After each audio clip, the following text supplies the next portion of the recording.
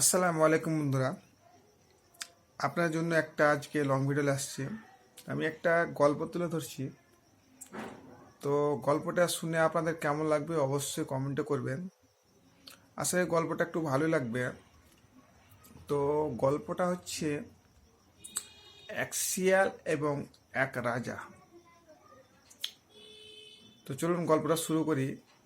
তো একজন সদাগর, উনি দেশ বিদেশ গঞ্জে গ্রামগঞ্জে উনি বাণিজ্য করতে গেছে। তো বাণিজ্য করতে করতে উনি একবার হাঁপিয়ে গেছে। তো একটা বাগানে একটা গাছে কি করলো, উনি ঘোড়াটাকে বেঁধে তিনি ঘুমিয়ে পড়লেন। তো কিছুক্ষণ পর ঘুম Yes? ভাঙার মধ্যে শতকরে তো যে বাগানের মালিক সে কি করছে, সে ওই গাছ থেকে ঘোড়াটা খুলে নিয়ে চলে Oh যাচ্ছে। my god. তখন বলছে সদাগর বাগানের মালিককে, কি ব্যাপার ভাই, আপনি আমার ঘোড়াটা খুলে নিয়ে চলে যাচ্ছেন? তো বাগানের মালিক বলছে, Oh. এটা আমার গাছের ছানা। এটা কি করে আপনার গাছের ছানা হয়? যে না, এটা আমার গাছের ছানা, আমার এই গাছটা রোজ রোজ একটা কিছু না কিছু দিতে থাকে। এটা তো কোনদিন বাপের জন্মে শুনিনি। সতা বলি, এটা তো আমার ঘোড়া, আমি একটু এখানে বিশ্রাম নেওয়ার জন্য আমি এই গাছে ঘোড়াটা বেঁধেছি আপনার গাছে, আপনার বাগানে। এবার এটা আপনার কি করে হয়? কি করে হয় না হয় আপনি রাজার দরবারে চলুন। এবার দুজনে চলে যাচ্ছে রাজার দরবারে, ওই সদাগর আর যে বাগান মালিক। এবার চলে গেল রাজার দরবারে।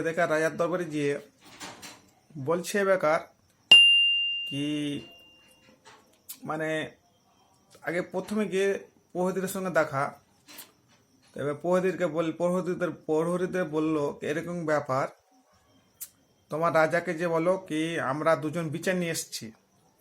তখন তারা রাজাকে যে তখন প্রহরী তখন রাজাকে যে বলল, রাজামশাই দুজন আপনার কাছে বিচার নিয়ে এসছে, যে ঠিক আছে ওদেরকে পাঠিয়ে দাও।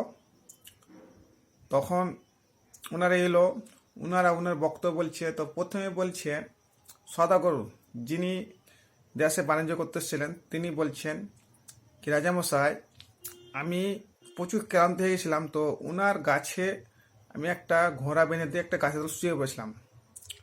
তো উনি ঘোড়াটা খুলে নিয়ে আসছে নাকি ওটা নাকি ওনার গাছের ছানা।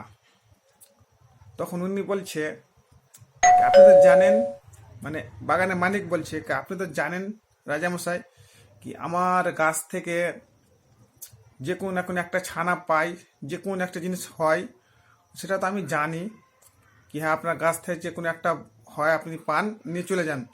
সেরকম আমার এই ঘোড়াটা, আমার গাছ থেকে একটা ছানা হয়েছে, এটা আমার ছানা, এটা ঘোড়া একটা ছানা, আমার গাছ থেকে আমার কাছে ছানা দিয়েছে। তো এটা আমার ঘোড়া, তো উনি কী করে হয়? তো রাজামশাই বলছে, ঠিকই তো, উনি তো ঠিকই বলেছেন, ওনার কাছে তাহলে এটা ওনারই ঘোড়া। তো তখন রাজামশাই ওনাকে বলছে কি তোমার কি সাক্ষী আছে? বলছে আমার তো কোনো সাক্ষী নাই। সাক্ষী না থাকলে তোমার এটা প্রমাণ কী রকম এটা তোমার ঘোড়া? ওনার গাছে ওটা ওনারই ঘোড়া, তুমি সাক্ষী নিয়ে এসো, তারপর তখন দেখবো এটা কার ঘোড়া, এটা ওয়ার না ওয়ার। তো ঠিক আছে, ওখান থেকে রাজ দরবার থেকে সদাগর চলে এলো নিরুপায় হয়ে, ওর তো কোনো সাক্ষী নাই। তখন চলে যাচ্ছে কানতে কানতে, তখন শিয়ালের সঙ্গে দেখা। তখন শিয়াল বলছে, ও ভাই তোমার কি হবে, তুমি কাঁদছো কেন? তখন শিয়ালকে সব ঘটনা খুলে বললে, এই।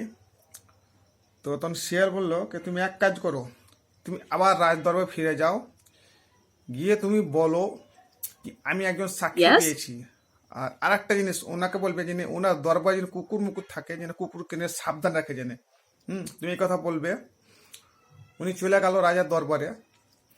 দিয়ে রাজার দরবারে যে বলছে, রাজামশাই আমি একজন সাক্ষী পেয়েছি, আমার সাক্ষীকে পেশ করবো আগামীকালকে।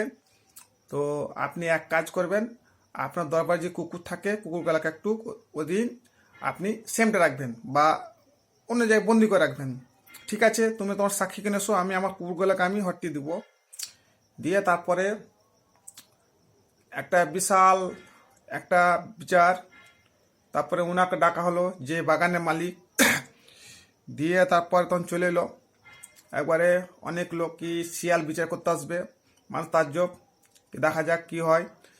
তারপরে চলে এলো আমাদের শিয়াল মশাই চলে আসছে, আর উনি চলে আসছে, আর যে যে বলছিল কি আমার গাছের ছানা, সে চলে এলো।